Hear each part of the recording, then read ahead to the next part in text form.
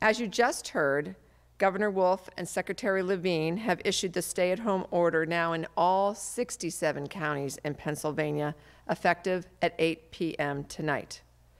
Please stay home whenever possible to help us stay ahead of the spread of COVID-19 here in Erie County.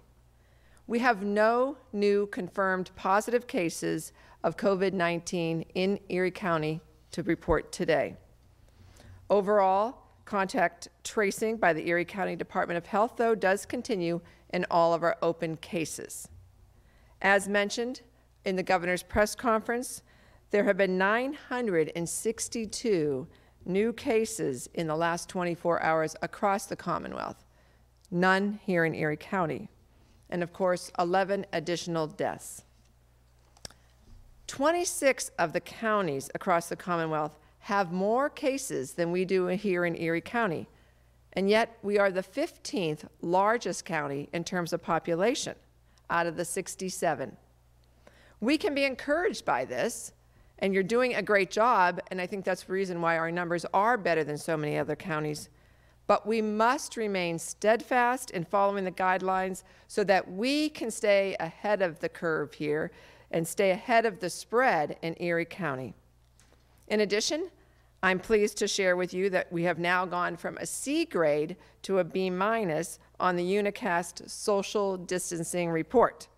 So Erie County residents, Erie County businesses, way to go. Keep it up. We are certainly on the right trajectory, and we want to keep it there. As I mentioned yesterday, we believe we have one case that is a community-acquired case. So let me clarify to explain the difference a little bit between community-acquired and community spread. According to the CDC, community spread means people have been infected with the virus in an area, including some who are not sure how or where they became infected. At this time, we only have one case of COVID-19 that we cannot trace to its source. So we call that community acquired. The individual picked it up somewhere in their daily lives, and we still cannot pinpoint where or when. We certainly hope that we do not see community spread in Erie County, but we do need to act as if there is community spread, so we all do our part to prevent it. Again, social distancing is our best tool, is the best way to prevent the spread, because the easiest way to spread COVID-19 is person to person. So again, limit your time outside and away from your home. Take precautions when you have to go out. Do not touch your face until you have properly washed your hands thoroughly for 20 seconds. Sing happy birthday twice, whatever takes you to 20 seconds. And to use good personal hygiene with hand sanitizers and sanitizing the surfaces in your car and in your home and any place that you might touch. We can never assume that because we have no more cases today reported in Erie County, that we are in the clear. So please continue to adhere to the social distancing guidelines. Let's all be responsible for one another, especially for those in our community who we know are at higher risk. Governor Wolf's administration also reminds Pennsylvanians that the state's outlets to report abuse or neglect, the Child Line and Adult Protective Services Line, and domestic violence and rape crisis programs are still operational. Unfortunately, we often see a rise in the need for these services during this time, and we want you all to know there's help out there for you. Please reach out. If you're unsafe, get out of your home and get to safety. And this information is also available on eriecountypa.gov under the Updates on the COVID-19 page. Our enforcement task force continues to work with our businesses to help them come into compliance. And beyond that, as I mentioned the other day, our Erie Regional Chamber and Growth Partnership is the lead for our business services here in Erie County. And they have a lot of information available to our businesses who we know are struggling during this very difficult time. So many resources can be found on their website at eriepa.com. So now I would like to invite James Grunke, the President and CEO of the Chamber, to provide some more insights for our Erie County businesses. James? Thank you very much. If you run a business, use the Chamber as your resource. We're here for you now and always. More than ever, your employees and your business need your full attention. So lean on our team to provide the direct answers and assistance to you to your most pressing questions. Over the past 2.5 weeks, our business outreach team has visited with over 1,000 Erie area businesses, both members and non-members of the Chamber. And this has given our outreach team strong data to understand the challenges that are facing the business community. And this data is important not only for our work that we're doing internally, but also when we're working with important partners like Erie County or the City of Erie and all the other region's economic development organizations. And as we continue to navigate this crisis, our team is taking the lead role in economic development, and we'll be connecting your businesses with the best resources to help you make informed decisions. Top concerns are securing capital and how to comply with the new ever-changing regulations. And our team is tracking legislative developments and keeping an eye on the capital tools as they become available. And we hope that we take the opportunity to visit our website at eriepa.com, again, eriepa.com, where we have gathered a central repository of resources. There you'll find information about about capital tools and how to prepare and submit for a loan or a grant application. You'll also find information on our daily newsletter to bring you the most relevant news and updates for your businesses. Tough decisions must be made, but we will emerge stronger if we use this time wisely. Businesses undoubtedly are faced with difficult decisions at this time, and we encourage all business owners to have brutally honest conversations with their leadership teams about the best way forward. Now is the time to review and analyze your business with great detail. Understanding your data will be key to helping make informed decisions on the best course of action. Slow down and work and seek opportunity. Governor Wolf has extended the stay-at-home order through the end of April, so take time to slow down, think, and to work on your business. With each new challenge comes opportunity, and what opportunity is on the horizon for your business? Now is the time to be innovative in your business. If your company is facing challenges, determine how you could lessen the impact of future disruptions. Explore digital tools. Find ways to forge onward. I would like to thank our public leaders and our businesses for their creativity, resilience, and passion. We saw that today in the partnership between Penn State Barron and area businesses that are going into the manufacturing of face shields. Both our elected officials and our business communities have tremendous, difficult, life-changing decisions before them. 3 weeks ago at our celebration of excellence, I shared that the past will no longer define our community, and it is up to us to make smart decisions as we move forward. The sooner that we can control COVID-19, the sooner we can make our next big steps for our businesses. Small business owners, lean on us, the Erie Regional Chamber, during this time. Your business is our business, and we are ready to help lead you through the economic evolution. Thank you. Thank you, James. And we're just so grateful for your partnership, that of your team, and that of the entire economic development ecosystem here in Erie County.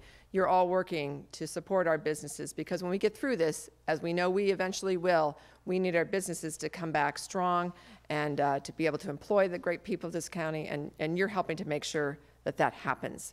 Again, if you have any questions or concerns about enforcement, symptoms, so many of the resources we continue to talk about here, contact our health department at ecdhinfo@eriecountypa.gov or call 814-451-6700. And you can always find more information on our COVID-19 page on eriecountypa.gov, where we have fact sheets, business resources, family resources, videos, translations, and so much more. I do want to mention one thing about the 451-6700 number. We had heard a few reports that it was a recording when they got there, or like a Verizon recording. And so make sure if you get that, you just dial the 814, and that should get you in there. So 814-451 6700. And lastly, I just want to mention that today is Census Day, but that doesn't mean today's the last day you can do your census. I did mine last night. Took me under 10 minutes by the time I logged on and hit the submit button. I also want to say that we recently got some information from Senator Casey about the funding coming from federal government and how much we're going to get. This is for the COVID-19 pandemic assistance. That figure is based on the census that was taken 10 years ago. And that's why it's so important for every person to be counted, because for every person that we didn't count 10 years ago, that's funds that are now not coming to Erie County, our fair share, to fight this pandemic and then, of course, to help us recover. So Census Day is today. You can fill out the census anytime this month, actually even beyond that, but I would encourage you to do it as quickly as you can. Be counted, be part of the solution as we move forward and try to recover from this pandemic and other things that will happen to us in the future. And now I'd like to open it up to the media. And today I'm going to start with Talk Erie. Are you with us today? Yes, ma'am. Thank you very much. My question is kind of regarding the churches again. In your opinion, is there conflicting orders emitting from state and county government regarding whether or not a church or place of worship is or isn't a, quote, life-sustaining business? Now, according to the Industry Operations Guidance List linked on eriecountypa.gov, page 5, under Other Services except Public Administration, Religious, Grant-Making, Civic, Professional, and similar organizations, religious organizations have a yes and may continue physical operations. Meanwhile, we have a no groups over 10 person order. The church or place of worship continues services while maintaining social distancing. What's your opinion? And it is our opinion, and it is the enforcement that we have moved forward on, that a gathering of a congregation within a church is not permitted.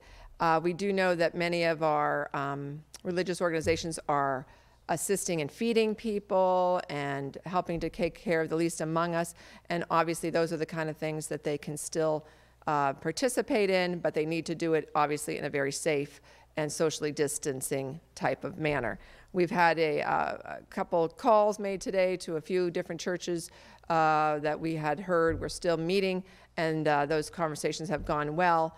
And again, many of them were already closed, and we just were confirming that. So, but they may have a few of their people coming in to do online services, to continue to serve the people in different ways.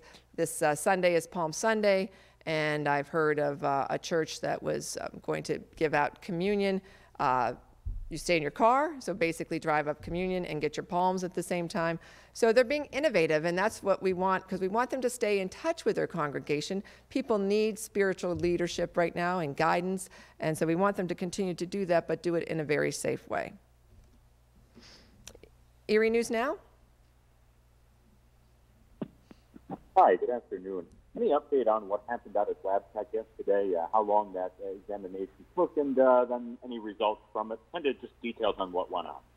So we had a couple of enforcement teams out in LabTech yesterday, and it went well. I actually just got the written report shortly before I left to come to WQLN here, and so I haven't had time to really look at it thoroughly, but from just perusing it quickly, there were many things that were in place that were good, and we were glad to see. There were some things that needed to be changed, and those recommendations were given, and it was well received by management there at the LabTech facility. And so we will continue, I believe, to stay in touch with them. And there's a lot of people working out there. We want to make sure that the safeguards that are in place that we saw yesterday and the ones that we asked them to change, that those are implemented, and that we do the best we can to keep everyone there safe and healthy and free of COVID-19. Yeah, especially just a little bit on that in terms of what you saw that you liked, what recommendations were made, and then any way of following up to see if those recommendations are heeded. So again, I just saw the report very briefly before I came up here, so I really can't speak to the specifics, except that I noticed there was a number of hand washing stations with sanitizer and cleaning surfaces they were trying to keep areas cleaned. As I mentioned, I think yesterday, they have a way for drivers to be able to use outside facilities so they don't come into the plant. There was some concerns about break time and too many people gathering during break time, so there was a discussion on how that could be changed. And again, there was tape on the floors to show what 6 feet is to people and try to keep those individuals who may be working in the same general area 6 feet apart. So there was videos with loops on them, kind of explaining what people needed to do and giving instruction on that and trying to give guidance to the employees there. So there was a number of good things that were there and happening. And again, I think the biggest issues that I read, as I read it quickly, maybe over times like break time when everyone tends normally to congregate together. And so how can that be done in a safer manner? Jet TV. Yeah, hi, Kathy. It's Samir. I wanted to ask about, I guess, overflow shelters or places to put people who are tested positive for COVID-19. So has your administration talked with any places like gyms or colleges to possibly house them there?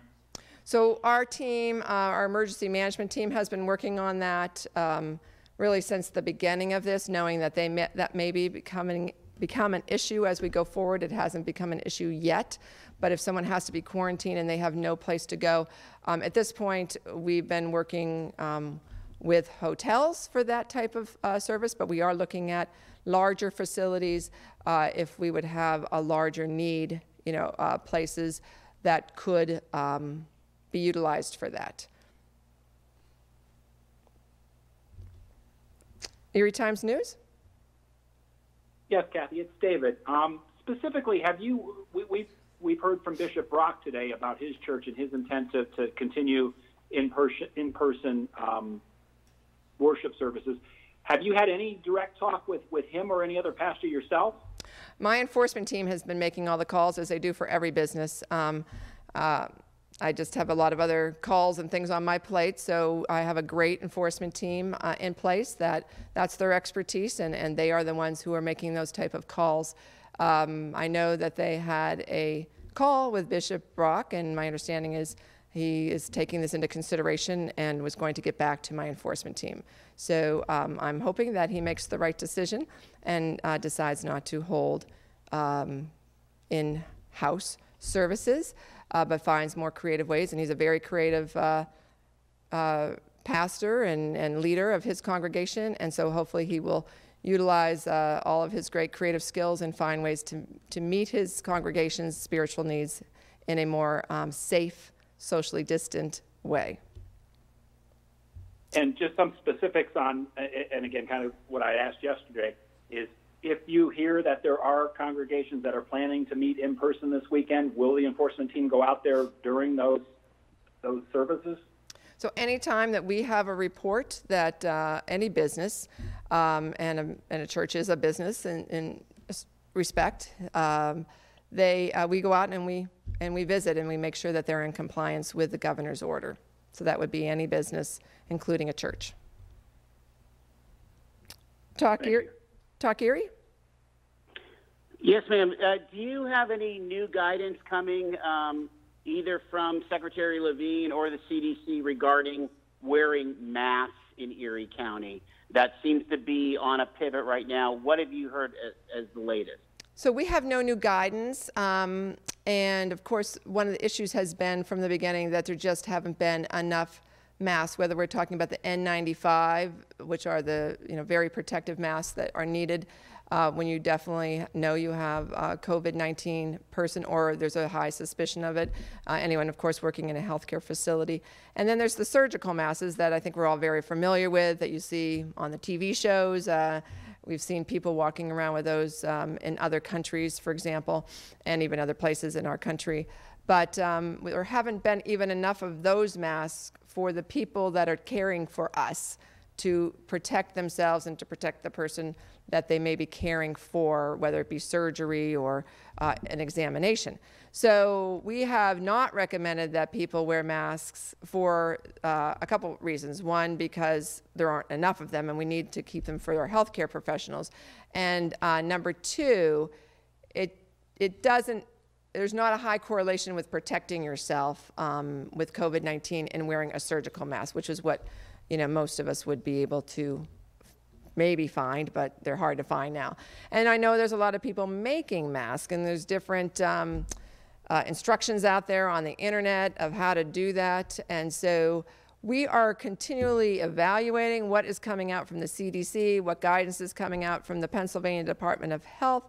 If we got to the point where there would be a lot of masks available, and I'm talking about the surgical masks, I don't think we're ever going to get to the point where there's going to be N95s for all of us. But if there would be a way to have a surgical mask, it would potentially be an added layer of protection for all of us and for everyone in our community. But at this point, we're still waiting for any guidance, and more, I think a bigger issue around that is that there just aren't masks to be found. And ones that are found need to be kept for those who truly need it on a daily basis. Erie News Now? Hi, I'd like to pop back up on lab tech. I realize you still haven't had a chance to really look over the report, but knowing what you now after out there, do you stand by the request of the governor to reconsider that full waiver to let everybody continue working, or do you feel comfortable now with what's going on that you say, go ahead with full operation? So my letter that I sent to the governor did ask that they reconsider the full waiver. So I have already expressed that to the governor with a copy sent to the secretary of the DCED. In that letter, I also expressed my concern with us not being invited into the plant to, at a minimum, at least inspect and see what kind of protections were put in place. So I've expressed that to the governor. He's very aware of my feelings on that, my opinion on that, as is the secretary of the DCED. The decisions on what businesses are open, what businesses are closed, what businesses get a waiver are all done on the state level through the Department of Community and Economic Development in consultation with the governor's administration. So I know some people think that county government, myself, my administration, my team, has something to do with which businesses get to stay open and which businesses don't. We don't have a say in that. But I certainly express concerns to the governor and to the DCED when I have a concern. And I've actually also reached out to the DCED when I think a business is being unfairly closed, when other businesses very similar or the same as that business are actually allowed to be open. So I'm advocating for those businesses also that they be given the same consideration for a waiver that maybe their competitor has been given. So we've been working it, I guess, both ways, if you can say that. And those concerns still exist even after yesterday? It's really kind of hard for me to understand you. You're a little bit garbled. I'm sorry. I'm sorry, I apologize here. Do those concerns still exist even after yesterday, even after having people through? Do you still have those concerns that you'd like more examination from the state? The best thing would be if everyone could stay home. If every person in this county could just stay home and not go anywhere for 2 weeks, this virus would have no place to live. We know that's not possible because we know we need people working in life-sustaining businesses.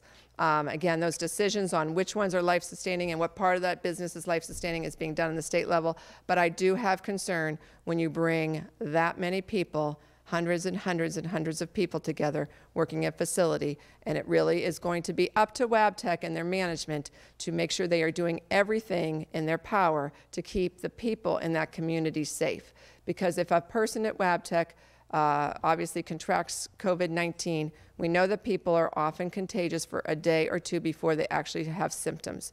If they are around a lot of people within close proximity and proper protections have not been taken or adhered to by the individual as well as by the facility itself, then that could be passed on to others. They then take it home to their family. It then spreads across the community. Those are my fears. That's why I'm very concerned about as many people going to work at Wabtec as are going currently.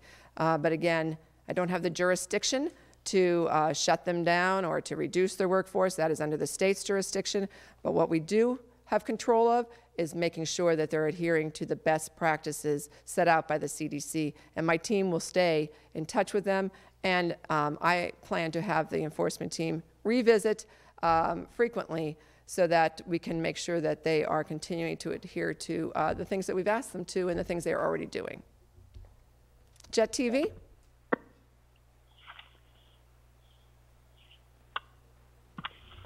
Can you hear me? I can hear you. Hi. Yep, cool. So you mentioned that you are advocating for some businesses that you feel are, I guess, not receiving a waiver that should. So can you specify what businesses or what type of businesses that would be? Well, I had a manufacturer reach out to me, a small manufacturer, who has two competitors, much larger facilities, and they're really making similar product, which is a product needed for the medical field. And so they are life-sustaining businesses, but this one small manufacturer for some reason wasn't given a waiver that the other two were. And it just didn't seem fair to me. And as this owner told me, this would put him out of business potentially if he couldn't compete when his two competitors are open. And he was worried about when we get back to normal, will he even have a market left to sell to? So that was one of the type of businesses that I sent him off to my representative connection at the DCED. Again, I just put it in their hands, say, here's a concern brought to me, and then I let them take care of it and go from there. Yeah, and then just following up, it kind of seems like the waivers that were granted, it doesn't seem like there's a real rhyme or reason. I guess, what are your thoughts on like some of the companies, organizations that have been granted that waiver? Well, there certainly are questions out there. Landscaping businesses are allowed to continue to work. First of all, let me say I had nothing to do with that. I know some people think I did because my husband, we have a landscape business. And I will also say I'm very proud of my husband and his partner who have decided not to work, at least for last week and this week, and we'll see how far that goes. But they wanted to be in solidarity with all of us. There are actually two landscape businesses that have Dahlkemper in the name. The other one that's working is not our business. And so there's been a lot of chatter on social media about that. I don't know why landscaping was on the list, although I do know, and Howard Nadworny, our infectious disease doctor, even prior to the governor's order, told me that, because I asked him about our business. I said, what should we be doing? He said it's a very low-risk business because you're outside, and for the most part, your people are not working close to each other. They're working in separate parts of a yard or on a piece of property. And so we had already looked at making changes on how our shifts would come in and how people would actually even drive to the work site. So every business needs to look at their business, but in terms of what the state decided, I have questions about some that they said yes to and some that they said no to. I know other construction businesses that are outside, very similar to doing the type of work that landscape companies are doing in terms of people being separated and being outside, and they're not allowed to work. So fairness, I understand, and I empathize with those businesses who have to stay closed and questioning why. So there's a question that came up about, do I have an update on the negatives? And yes, I do. We have now 496 negatives reported. That's for 35 additional negatives from what we were at yesterday. And as I said, no new positives. And now I'd like to see if Erie Times News has another question. Yes, Kathy, there was some pretty bad feedback on your first response about Wabtec. Could you go into that? I heard that you didn't really get a good look at the report, but can you tell me a little bit more about that? I couldn't understand what you were saying with some pretty nasty feedback. What I said about Wabtec is that we had a couple enforcement teams out there for quite a few hours yesterday. Obviously, we know it's a big facility, lots of buildings, many acres. And so they got a good look at every building that people are working in and looked at what had been put in place. They were very pleased with many of the precautions that were put in place. They said there was video screens up that were constantly rolling with information for the employees. There was sanitation stations in the work areas. There was a way for our truck drivers coming in with deliveries to not enter the plant at all, but to use outside facilities if they needed them. And there were some things that were concerns, and one of them was break time and the number of people and coming together and not being 6 feet apart during break time, and how they could do better. So from reading the report, as I said, I got it just shortly before I left to come here, and I haven't had time to really delve into it, but they were pleased with many things, and they made suggestions on ways things could be done better, and they had very good feedback from plant management with the suggestions that they were putting forward. Talk Erie? No, thank you, ma'am. Okay. Erie News Now, any final questions? And James Grunke is here too if anyone has any questions on the business side. Hi, just one final question. This one's from a viewer wondering about support here as if people are out of work and being laid off of jobs. Any advice there? It might be outside of your purview. I apologize if it is, but viewers wondering about child support payments as they now suddenly have no source of income.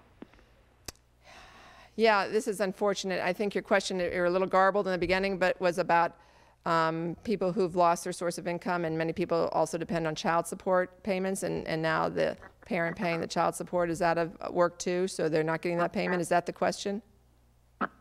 Yeah, I think people are really wondering, I have, for example, saying I have no job, yet I have child support. What do I do? Right. These are big questions, and I don't have the answer to all of these right now, but there are many discussions going on federally, state, and certainly locally about how we can help people, and there may be some changes to that. And I don't know if Mr. Grunke has any knowledge of any changes made on some of these child support issues. You haven't heard anything about that. There's a lot of information coming from so many places, and I don't have that information, but I'll see if I can find something for tomorrow's briefing. Thank you. Go ahead. I'm sorry, you're really breaking up. Jet TV? You have any final questions? Yeah, hi. So I want to circle back. I guess I was meaning more towards like grooming facilities for like dogs and cats, because I know Jet 24 Action News ran a story the other day where it seemed like one dog groomer was, they didn't get their waiver, but another one did. So I was meaning more towards that specifically. I don't know anything about those specifics. Again, these decisions are made on a state level, but I know we've had some complaints about pet groomers. Pet grooming, my understanding, is not an essential business, but I'm not sure if someone got a waiver and how they would have gotten one. But that would be something that would have come from the state. Any other final questions, Erie Times News? Yeah, Kathy. Can we talk a bit more about no cases to report today? I know this, could change tomorrow. I just want to get your feelings again on the fact that we haven't had many cases the last couple of days after seeing quite a few cases the couple of days before that. Is it just kind of a variance we can expect, or is there any kind of trend that you can take out of this? I'm not sure we can take any trend out of this. Obviously, was very happy when I heard there were no new cases to report today, and as I said, we only had one yesterday. I think sometimes there's a delay too. We've been talking about that, although now it seems like the state and our local testing facilities, everybody's kind of getting into a much better groove, for a better word for this, of actually getting the tests in, everything being put into the system that we know is a national system. We have our state system that feeds into the national system. And so I believe that is all working better now. So I think we're going to have more true numbers in terms of more timely numbers, I guess is a better way to put it.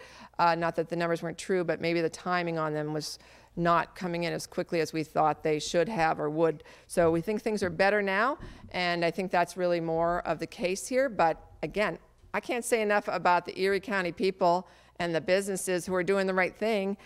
We jumped on this early. We asked for our stay-at-home order. I put that through. The governor backed me up on that way before most counties in the Commonwealth got the stay-at-home order.